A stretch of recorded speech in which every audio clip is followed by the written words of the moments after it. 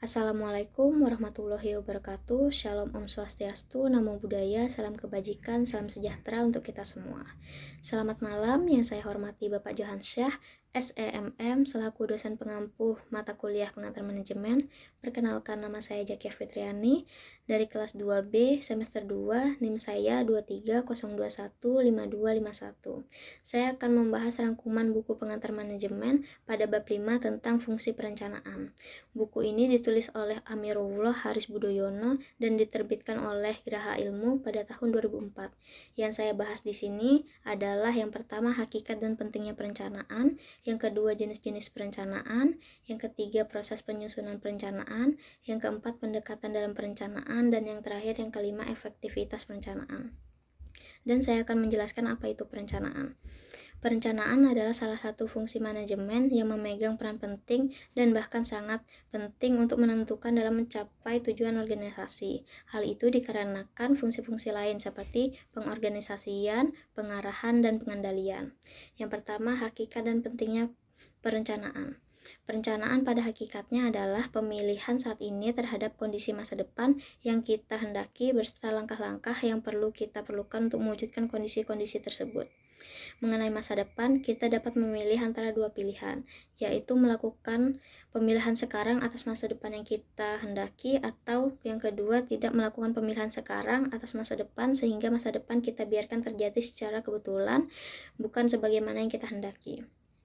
Dengan perencanaan, kita tidak membiarkan masa depan terjadi secara kebetulan, tetapi kita wujudkan sebagai hasil pemilihan sekarang atas masa depan kondisi yang kita hendaki nantinya.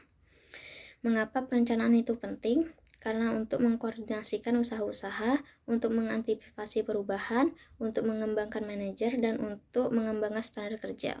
Yang kedua, ada jenis-jenis perencanaan. Yang pertama, perencanaan jangka panjang dan perencanaan jangka pendek. Perencanaan jangka panjang adalah perencanaan jangka waktu 5 tahun atau lebih, sedangkan perencanaan jangka pendek adalah perencanaan dengan jangka waktu 1 tahun atau kurang dari 1 tahun. Perencanaan jangka panjang biasanya bersifat strategis, sedangkan perencanaan jangka pendek biasanya bersifat operasional. Yang kedua, perencanaan strategis dan perencanaan operasional. Perencanaan strategis adalah suatu rencana jangka panjang dalam rangka mencapai tujuan strategis. Tujuan strategis biasanya ditetapkan oleh manajemen puncak, misalnya menyangkut tujuan umum organisasi. Sedangkan perencanaan operasional biasanya lebih singkat dibanding perencanaan strategis, karena perencanaan operasional dapat diartikan sebagai tentang apa yang harus dilakukan untuk mengimplementasikan perencanaan strategis atau untuk mencapai tujuan strategis tersebut. Yang ketiga, ada perencanaan sekali pakai dan perencanaan tetap. Perencanaan sekali pakai adalah rencana yang digunakan untuk sekali saja secara khusus dirancang untuk memenuhi kebutuhan situasi khas. Contoh dari perencanaan sekali pakai dapat diamati dari perubahan yang ingin dilakukan untuk perluasan usahanya. Sedangkan perencanaan tetap adalah perencanaan yang digunakan untuk kegiatan yang terjadi secara berulang kali atau terus-menerus. Yang ketiga, ada proses penyusunan perencanaan. Proses penyusunan perencanaan sebagai berikut. Yang pertama, merumuskan misi dan tujuan. Yang kedua, memahami keadaan saat ini. Yang ketiga, mempertimbangkan faktor pendukung dan penghambat mencapai tujuannya. Yang keempat, menyusun rencana kegiatan untuk mencapai tujuan. Yang keempat, ada pendekatan dalam perencanaan. Terdapat berbagai pendekatan-pendekatan yang dapat digunakan dalam proses penyusunan perencanaan. Pendekatan tersebut diantaranya adalah perencanaan inside out dan perencanaan outside in, perencanaan dari atas ke bawah dan perencanaan dari bawah ke atas, serta perencanaan situasional. Yang kelima, ada efektivitas perencanaan.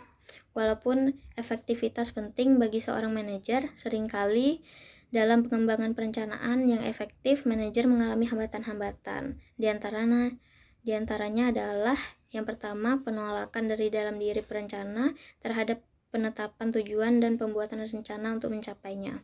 Alasan mengapa manajer ragu-ragu atau sering gagal dalam menetapkan tujuan organisasi: yang pertama, karena ketakutan akan kegagalan. Yang kedua, minimnya pengetahuan tentang organisasi. Yang ketiga, kurangnya rasa percaya diri. Dan yang kedua, keengganan yang lazim dari para anggota organisasi untuk menerima rencana karena perubahan yang akan ditimbulkan.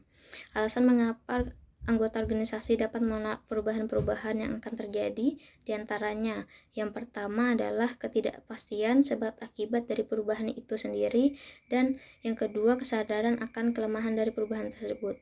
Sekian yang bisa saya sampaikan, mohon maaf jika ada salah kata. Wassalamualaikum warahmatullahi wabarakatuh.